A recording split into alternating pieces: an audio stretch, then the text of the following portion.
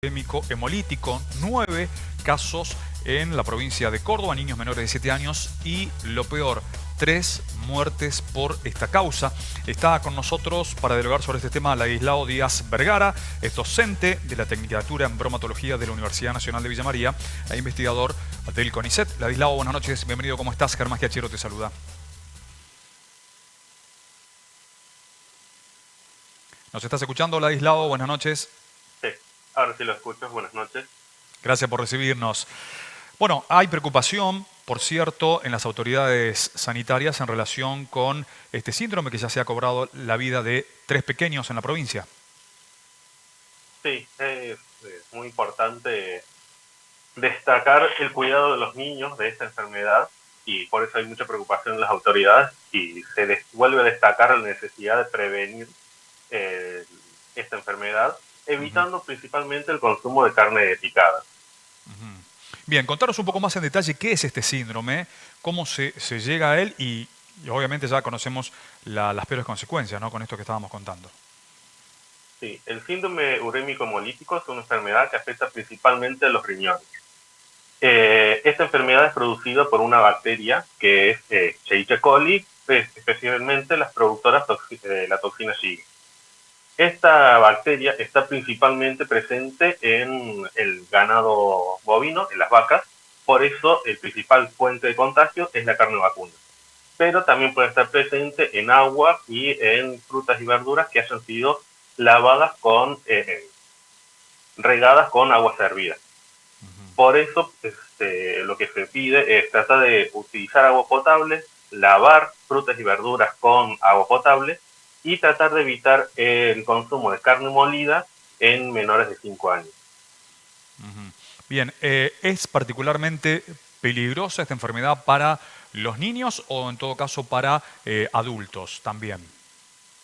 Es peligroso en todos, pero los casos más graves suceden en los menores de 5 años, ya que los niños, al tener un sistema inmune menos desarrollado, un intestino menos desarrollado y también una microbiota más inmadura, son mucho más susceptibles al ingreso de esta bacteria y a afectación principalmente del riñón.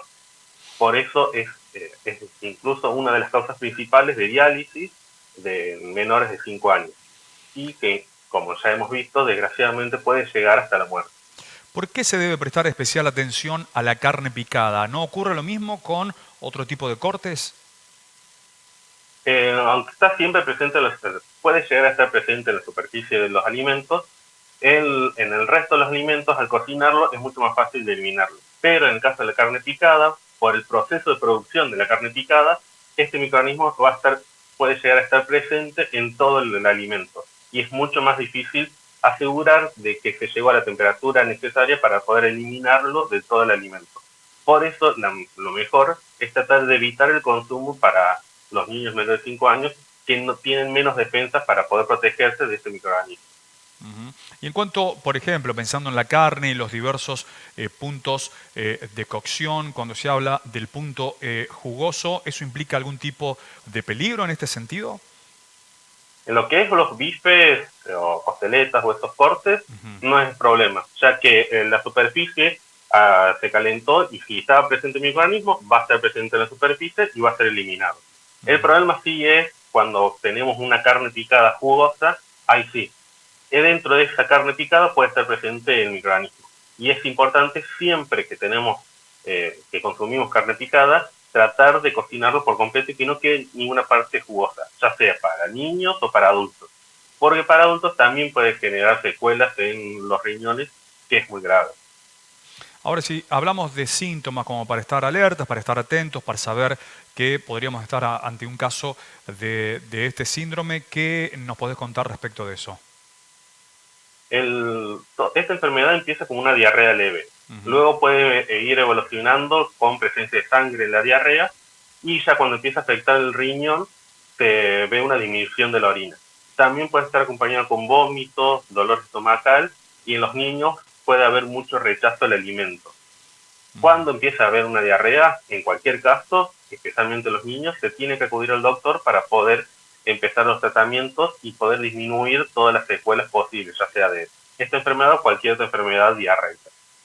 Bien, Ladislao, te agradecemos el contacto con Canal 20 Noticias y por supuesto ha sido de suma utilidad toda la información que nos has ofrecido. Muchas gracias por invitarme. Un abrazo. Nosotros avanzamos y estamos ya sobre el cierre de